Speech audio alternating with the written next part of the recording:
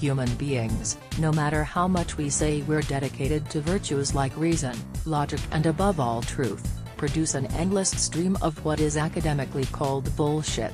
Why is every area of public and private life full of these half-truths, misstatements and outright falsehoods? That's what a recent experiment aimed to find out, reports Poynter's Daniel Funke, according to John V. Petrocelli of Wake Forest University, the author of a new paper in the Journal of Experimental Social Psychology. The technical definition of bullshitting is a pervasive social behavior involving communication with little to no concern for evidence and/or established semantic, logical, systemic, or empirical knowledge.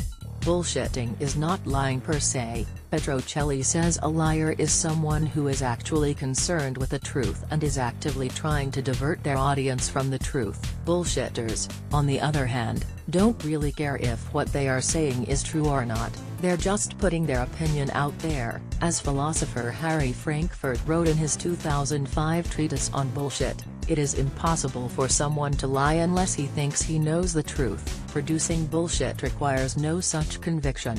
To study the phenomenon, Petrocelli ran 2 experiments. In the first, he looked at answers from 594 participants to a questionnaire posted on Amazon's Mechanical Turk platform. According to the paper, half the participants were given facts about a target individual and the other half learned about an unrelated person. They were then told about the behavior of the target individual and asked to explain why they engaged in that behavior. Half the participants were told their answer would be reviewed by people who knew that individual well, and the other half were told that the reviewers did not know the person, and most importantly, half were told they must write answers about the person and half were told they did not have to. In the second experiment, Petrocelli asked 234 undergraduates enrolled in an introductory psychology course to provide 4 opinions. In one of the opinions they were just instructed to answer with complete candor. For the other 3, they were told their opinions would be assessed by experts and they would have justify their answers in a recorded discussion. The surveys from the 2 experiments were then assessed for how much bullshit was spilled. Results from the studies revealed 2 major factors that might cause someone to engage in BS. First, if a person is expected or forced to have an opinion on a topic, even though they may not have the knowledge or experience to have an informed opinion, the social pressure will cause them to spout off.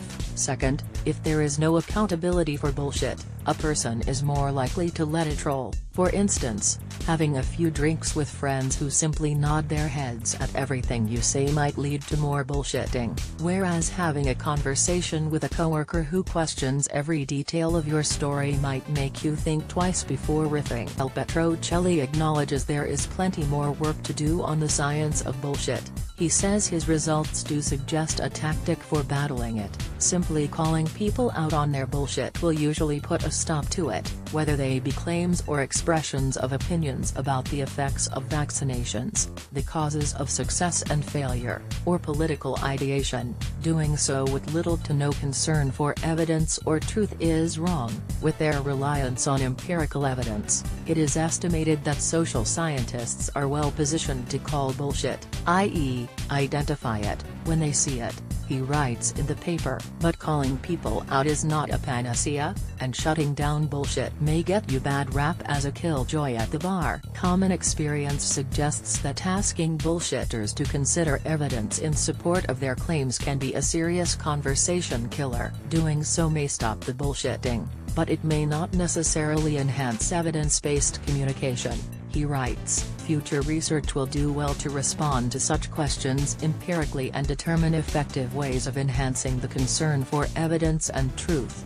While Petrocelli is looking at why people tend to bullshit, other scientists have looked into why some people accept all the bullshit others spew forth. In a 2015 paper, Gord Penny-Cook at the University of Waterloo found that some people with a heightened response bias are more disposed to accept corresponding ideas and pseudo-facts they come across. He also found they have lower responses in a part of the frontal lobe called the anterior cingulate cortex, which includes the brain's built-in bullshit detector. For some people, This region simply doesn't sound the alarm in the presence of bullshit. According to his study, certain people assigned higher profundity ratings to Deepak Chopra-style pseudo-profound bullshit that, at least syntactically makes sense but logically does not, like hidden meaning transforms unparalleled abstract beauty. Penny Cook and his co-authors found that those people most susceptible to BS were less analytic, less intelligent, higher in religious belief and more prone to ontological confusion, like believing the mind can control the physical world via especially. Also, we heard the other day that if you slept on the left side of the bed as a child you'd grow up to be more gullible, so that probably has something to do with it as well. Like this article? Sign up for our newsletter.